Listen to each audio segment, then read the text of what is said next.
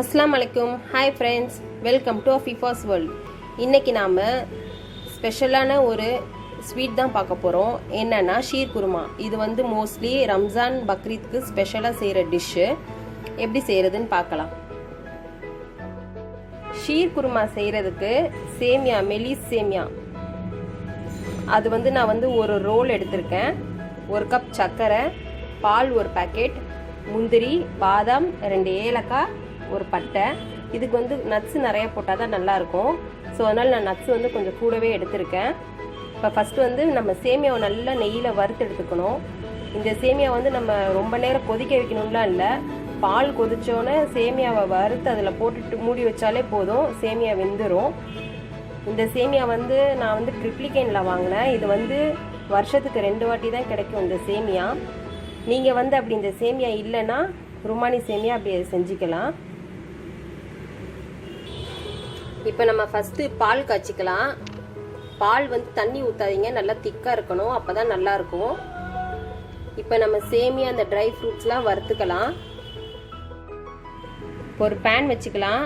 அதில் 3 டீஸ்பூன் நெய் ஊற்றிட்டு முந்திரி, பாதாம் வறுத்து எடுத்துக்கலாம். இப்போ நெய் காஞ்சிருச்சு. இதில் முந்திரி ஆட் பண்ணிக்கலாம்.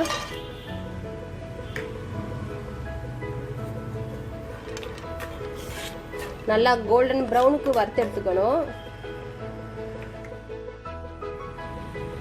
இப்போ இதில் பாதாம் சேர்த்துக்கலாம்.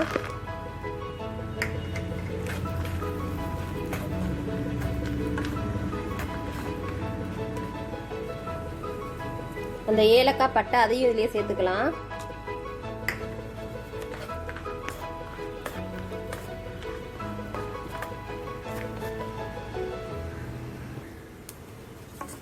இதெல்லாம் நல்லா ப்ரௌன் ஆயிடுச்சு, எடுத்துடலாம் இதை.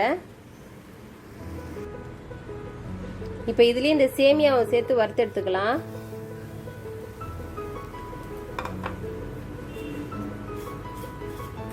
சேமியாவை கொஞ்சம் உடைச்சி விட்டுக்கோங்க. நல்லா ப்ரௌன் ஆகிற வரையும் வறுத்துக்கோங்க.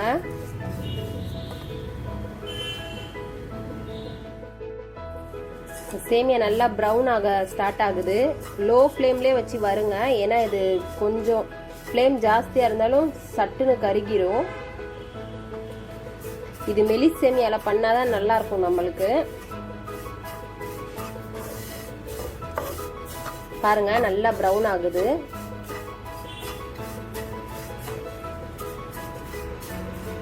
இது பாலில் போட்டோன்னே கொதிக்க வைக்கணும் அப்படின்லாம் கிடையாது. பாலை நல்லா ஃபஸ்ட்டே நீங்கள் நல்லா காய்ச்சிருங்க. அந்த சூட்லேயே இந்த சேமியா நம்மளுக்கு வெந்துடும். சேமியா நல்லா ப்ரௌன் ஆயிடுச்சு. நான் அடுப்பு ஆஃப் பண்ணிட்டேன். இப்போ இதில் பால் நல்லா கொதிச்சிருச்சு. இப்போ இதில் இந்த சேமியாவை ஆட் பண்ணிக்கலாம். இப்போ இதில் சுகர் ஆட் பண்ணிக்கிறேன். கொஞ்சோண்டு உப்பு ஆட் பண்ணிக்கலாம். இனிப்புக்கு எப்பவுமே கொஞ்சம் உப்பு ஆட் பண்ணாதான் நல்லா இருக்கும். இதை நல்லா மிக்ஸ் பண்ணிக்கலாம்.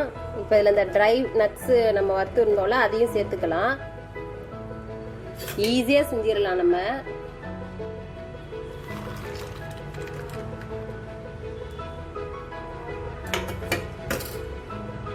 இப்போ இதில் நட்ஸ் ஆட் பண்ணிட்டேன். ஒரு மூடி போட்டு மூடி வச்சிடலாம். ஒரு 5 நிமிஷம் மூடி வச்சா போதும். நான் கேஸ் ஆஃப் பண்ணி தான் வச்சிருக்கேன். இதில் இந்த சூட்லேயே இது நல்லா வெந்துடும். ஆயிடுச்சு பாருங்க. இந்த சேமியா எல்லாம் நல்லா வெந்து மேலே வந்து நிற்கிது பாருங்க. நான் அடுப்பே ஆன் பண்ணலை, அந்த சூட்லேயே தான் சேமியா நல்லா வெந்துருச்சு. அவ்வளோதான், இது ரெடி ஆயிடுச்சு. நீங்கள் ருமானி சேமியானா அது வந்து நீங்கள் ஒரு நிமிஷம் அடுப்பு ஆனில் வச்சு நீங்கள் வேக வச்சுக்கலாம். இந்த சேமியாவுக்கு வந்து நம்ம அடுப்பு ஆன் பண்ணணும்னு தேவையில்லை. ஒன்ஸ் பால் நல்லா காஞ்சி அந்த சேமியா வறுத்து சூடோடு போட்டோம்னா அதிலே வெந்துடும். இப்போ நம்ம ஷீர் குருமா ரெடி ஆயிடுச்சு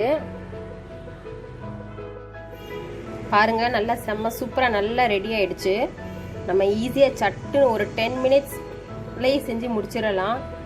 ரொம்ப நல்லா டேஸ்ட்டாக இருக்கும். இந்த வீடியோ உங்களுக்கு பிடிச்சிருந்துச்சுன்னா லைக் பண்ணுங்கள், ஷேர் பண்ணுங்கள், மறக்காமல் சப்ஸ்கிரைப் பண்ணுங்கள் ஃப்ரெண்ட்ஸ். தேங்க்யூ.